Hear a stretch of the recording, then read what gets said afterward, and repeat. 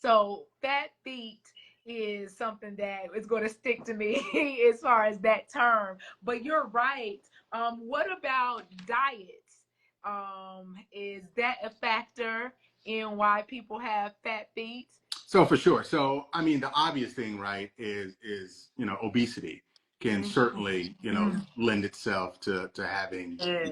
larger feet, fat feet, and a lot of times, a lot of patients will present to me, especially female patients, and kind of below the outside of their ankles. So you got this outside ankle bone that everyone has, and then a lot of people get a pocket of kind of fat right there. And it's right at the ankle, and it usually affects women who are a little bit older. And they'll come to me as like, "What is that right here? It just showed up like a week ago or a month ago." And it's actually a pocket of fat. We called it, like adipose tissue.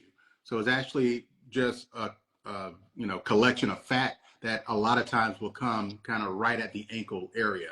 And a lot of people, Cankles. That's what basically cankles are. cankle, basically, yeah. No, I don't want And no cankles. and people hate it, especially women. They're like, "Can you do something with fat right here with my cankles?" And now sometimes it does get in the way of like shoe fit, or sometimes it can just really hurt. And every now and then we do take some of that fat tissue out of the area to make it smaller. And so definitely diet, right? Really? So yeah, so if it's excess calories and stuff, that definitely can cause swelling. But also, if you're eating certain foods that just cause your body to react to the food where it retains fluid. And so like salt intake. And so if you're, eating a lot of salt, and not only, of course, can raise your blood pressure, and we need to, really be paying attention to blood pressure, of course, but it also causes fluid retention, and it could cause, you to kind of swell up